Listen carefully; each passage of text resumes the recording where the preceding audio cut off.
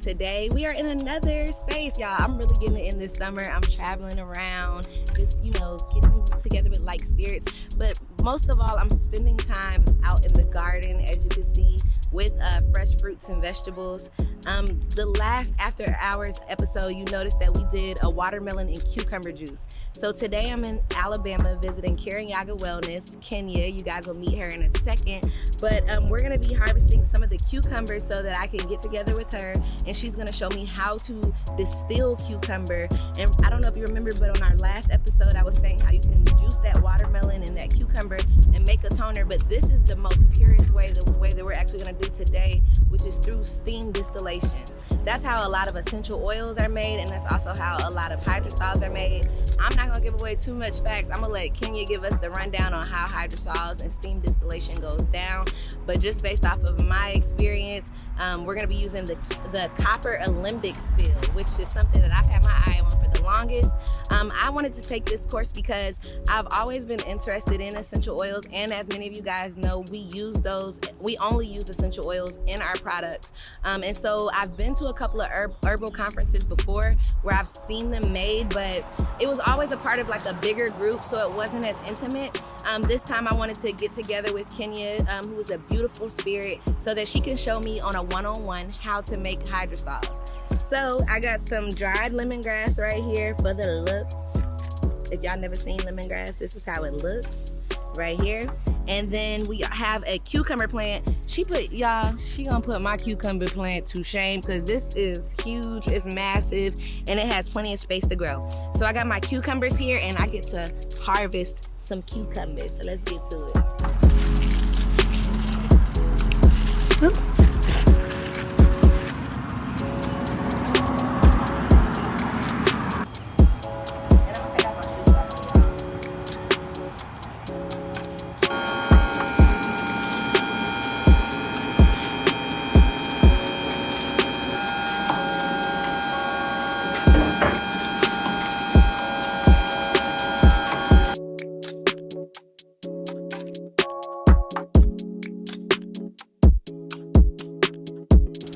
Y'all, so we are in the apothecary of the Miss Illustrious. I gotta say illustrious. I think that's a great term to describe you.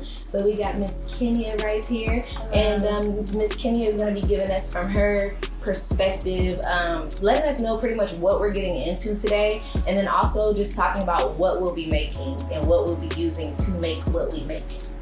Okay. Well, today I have them over, and we're gonna do a hydrosol distillation. And so we're going to use our copper alembic, and we're going to add water to this reservoir. And so you add the cucumber. Today we're going to distill cucumber and make cucumber water. It's going to be very refreshing, great toner for the skin. It's nice on a hot summer day like today. And so you're going to put the cucumbers in here, and then you'll light the Bunsen burner. And it's going to take about 30-40 minutes for it to start distilling. It usually starts distilling around 96 degrees Celsius. And so it'll go from the gooseneck, travel down to the condenser, and then we'll have tubing set up so that it will go to this big old mason jar, and that's where our cucumber hydrosol will be. But a cucumber or a hydrosol is more of a concentrated floral infusion. We'll just keep it simple. And so it's very similar to an essential oil, but it's just water-based. And this one, it will last, I think, about 8 to 18 months compared to essential oil, which will last years. So it's an easier option for those who can't really afford essential oils, or those who have a smaller distiller like me, because essential oils takes a lot of water and a lot of herbs. So this is what I'm working with right now. Later on, as I become more experienced with it, I'll upgrade to a larger distiller, but this is what we're working with today. And speaking of experience, like, how did you get into this? How long ago did you get into this? And like, did you read a book, or like, how did you even just get started? I know this is probably not the best answer, but it's intuition and YouTube. Yes, YouTube but University. Yeah, I don't know, just these ideas just pop into my head, and I I started Googling them and figuring out where I can find more information. And then that's when I found a copper distiller. And then I just went to YouTube and just started figuring out like how to make my own essential oils or hydrosols. So it's a very simple process, but it's all about intention, because you're doing something that is spiritual, because you're using all 4 elements. You're using air, water, fire, and earth. And so we're all about using everything from our garden, putting it in this distiller, creating something that is a spiritual essence, and creating it so that it lives on past this space. But you see everything from the front of the garden, like they harvested the cucumbers from there, and I started them from seed. They're going in this copper distiller, which copper is the best type of distiller. I'm probably rambling, but copper is the best distiller because it's going to filter out any other the bad, I guess you can say compounds or elements that may be still in the herbs that come from the earth, something like that. And so the copper distiller is just going to be best for distilling. And yeah, I kind of lost my train of thought, but yeah. Well, yeah, see, this is my dream to get one of these copper distills. So like I said earlier, I'm here today because I love YouTube, and you guys are more than likely watching us on YouTube right now, where you can learn a lot of great information every now and again. I think that YouTube is a super dope way to learn, but one of the best ways to learn is hands-on. So I definitely wanted to come get this experience. Plus, Kenya has awesome vibes, so I definitely had to come get the vibes and learn more. Based off of what I've heard about hydrosols, I've heard that they were like original medicine, even compared to before like essential oils, because like you said, essential oils take a lot, and I don't know if a lot of people know that, but even though we do choose to use essential oils, it takes a lot of plant material to make essential oils in general. So even the amount of essential oils that we're even using in our product, like it's a very heavily concentrated oil, and so you really want to use it with like grace whenever you're using products that have essential oils. And even for us, the way we make our products, that's why I appreciate everything that Kenya said today about growing it, utilizing it, how it's a spiritual process. That's essentially when it comes to like making soap, when it comes to making skincare products, it's a very spiritual process. You want good vibes when you're making it. You just want to make sure that you're tapped in, and always follow your intuition. Speaking of following your intuition, I did mean to ask, have you ever had like a time where it kind of like messed up? Did you have like a trial and error effect, or did you just like hit the ground running? I hit the ground running, but the fact that you brought that up, one time I was doing my rose distillation. The beginning of the process, set the mood, had incense, music, all that, and it was going so great. I had to stop the distillation and run some errands. I came back and my mindset was not the same as before. Yeah. And so when it was first flowing, it was crystal clear. That's the best hydrosol you can get. Yeah. But after my mood changed and the lights lit the burnt some butter again, it changed colors.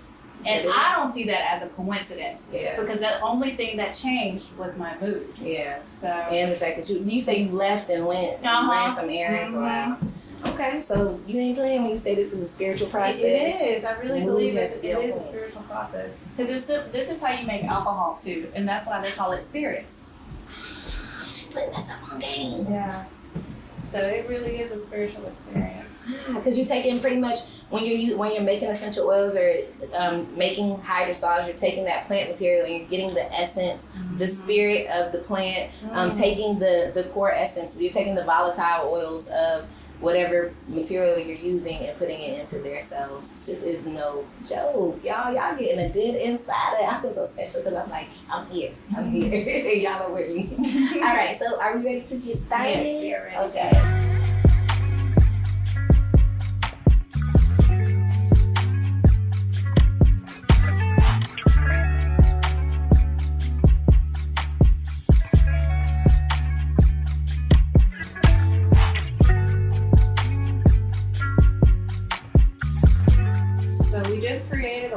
Rye flour paste, and this is what they used back in the day whenever they were first distilling, and it's going to seal the copper distiller so that none of the plant's essence will get out through steam or through steam. But yeah, it's kind of like a little turd. Just roll it up. Okay, I'm interested to see how this is going to go on here. And then you just add it around. Yeah.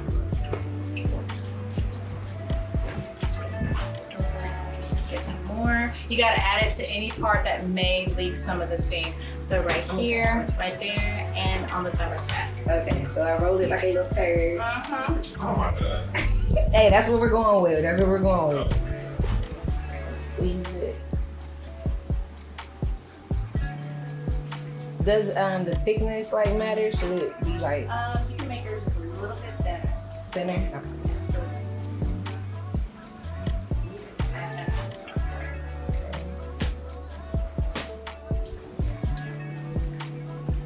and then just press it all over against there, top and bottom. To make sure it's not squeezing out. Because it gets so hot, it's gonna bake. I feel it actually already kind of hot. You said it's gonna bake pretty much on you? Yeah. So whenever I'm done distilling, I have to get a knife to chisel it off. Okay, is it good? Mm-hmm. Okay. And then you'll do the same thing for the thermostat and then the connector piece. Right here? It's right Oh, below the connector is that one. Mhm. And then what's the Right thermostat? below the thermostat. Right there. Mhm. Okay. That gold. Oh, so That gold? so it just can use a little small? It needs something small. We That put it one is- around here? Uh-huh. Okay. Little donut around that spot. I'm feeling like a pro already. And then once everything is sealed real good, you just let it sit like a crock pot.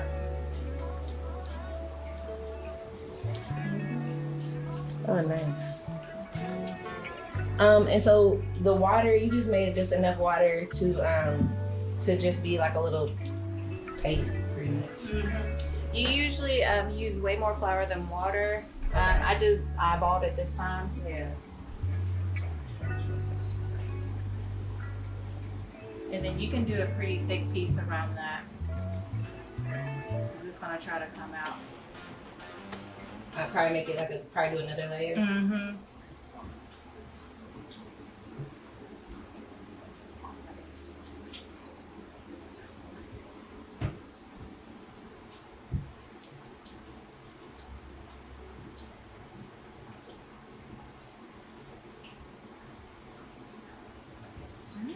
And that should be good.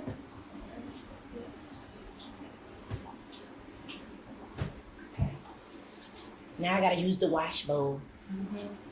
We have the distiller going right now, and we sealed it off with a rye flour paste to make sure that none of the essence comes out.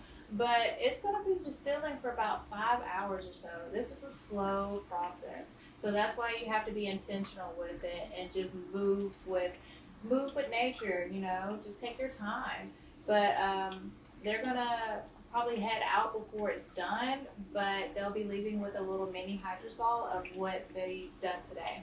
Yay. And this, it's gonna come out of there once it's done. So a lot of it's gonna catch right there. Oh yeah. Finished product. Wow.